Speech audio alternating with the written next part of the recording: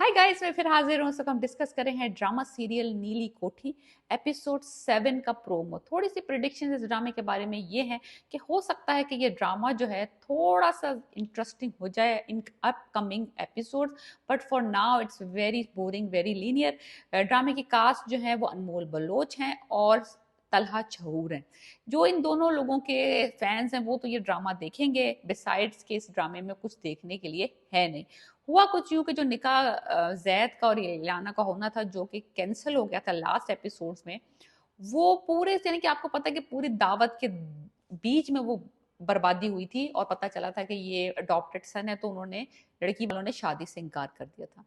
हुआ कुछ यूं, यहाँ वहां पे इसके सारे स्टूडेंट्स भी आए हुए थे, इसके यूनिवर्सिटी के दोस्त भी आए हुए थे। उसमें से किसी एक दोस्त ने इनके निकाह का वो सारा जो प्रोग्राम बड़ा था वो वीडियो बना के वायरल कर दिया।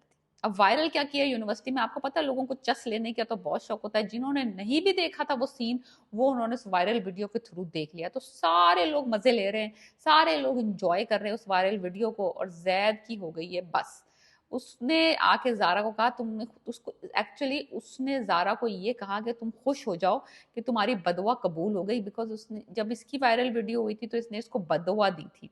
जबकि जारा का एक्चुअली मकसद उसको जलील करना नहीं था, but she was pissed at that time और हार्ट ब्रेक हुआ था। और उसकी वीडियो जो वो पुलिस वाली थी वो वायरल हो गई थी, जो कि जैद ने नहीं की थी, इलियाना ने की थी। इलियाना साहिबा ने बहुत अच्छा रास्ता अख्तियार किया, वो चली गई हैं निकाह कैंसिल करके पूरे सीधी दुबई।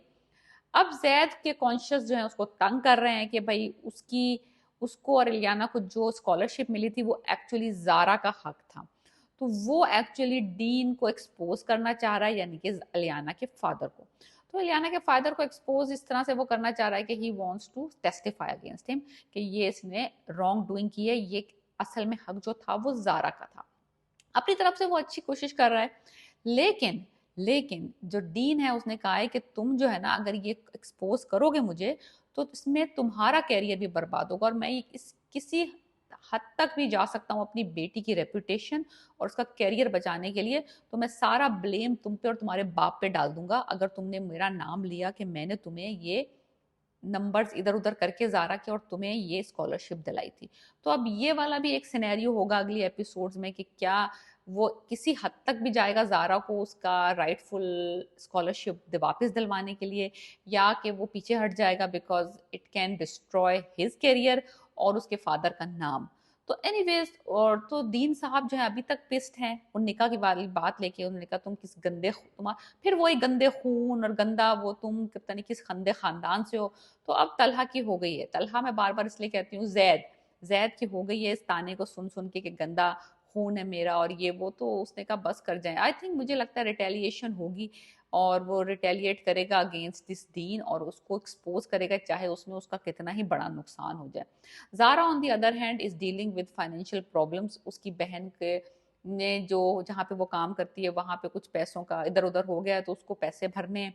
अब ये वो जो नौकरी ये छोड़ के आई थी नीलोफर मैम की, जो जैद की मदर है, अब इसको वापस जाना पड़ेगा उस नौकरी पे, क्योंकि इसके पास पैसे हैं कुछ नहीं। अगर ये अपनी माँ की ज्वेलरी भी बेच देती है तब भी ये इतने इनफ पैसे इकट्ठे नहीं कर पाएगी कि वो कर्जा उतार सके, जो हाँ जो कि इसकी बहन ने बर्बादी डाली है जॉब के ऊपर, जो पैसे चोरी हो गए। तो ये फाइनेंशियल इश्यूज जो हैं इसके ऊपर हैं, काफ़ी बर्डन है ज़ारा के ऊपर, तो इसको वापस जाना पड़ेगा।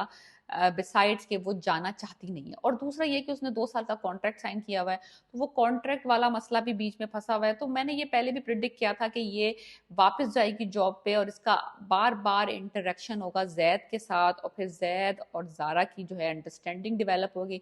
दोनों को पता चल जाएगा कि दोनों कितने अच्छे नेचर्ड लोग हैं, एक दूसरे को समझेंगे, एक दूसरे की पर्सनैलिटी को समझेंगे।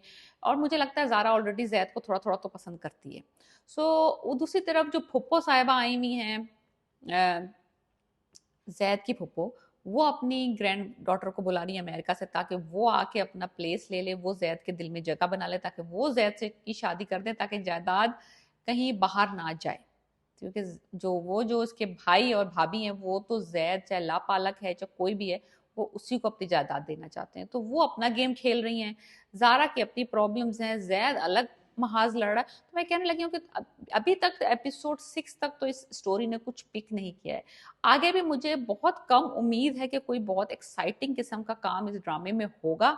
लेकिन अगर आप अनमोल बलोच के फैन हैं और तलहा के फैन हैं तो आप डेफिनेटली वॉच करें, ड्रामा एंजॉय करें, बिकॉज बहुत अरसे के बाद, इक़्तिदार के बाद ये दोबारा अनमोल आई हैं। बीच में इनका कोई ड्रामा नहीं आया। तलहा का तो अभी अभी ड्रामा खत्म हुआ है, तो कोई ब्रेक ही नहीं ले रहा बंदा। थोड़ा सा अपने स्टाइल को इम्प्रूव करना चाहिए इस बंदे को। आई थिंक इनका जो स्टाइलिस्ट है उस बेचारे को बाबा जी वाले कपड़े और बाबा जी वाला हेयर स्टाइल बनाया हुआ इस ड्रामे का। सो एनीवेज देखते हैं कि जैद कितना एक्सपोज करता है डीन को कि नहीं करता, ये एक सवाल है। और ज़ारा और जैद की फ्रेंडशिप फाइनली हो जाती है या नहीं होती, तो ये सारा हमें पता चलेगा एपिसोड 7 में ऑफ नीली कोठी।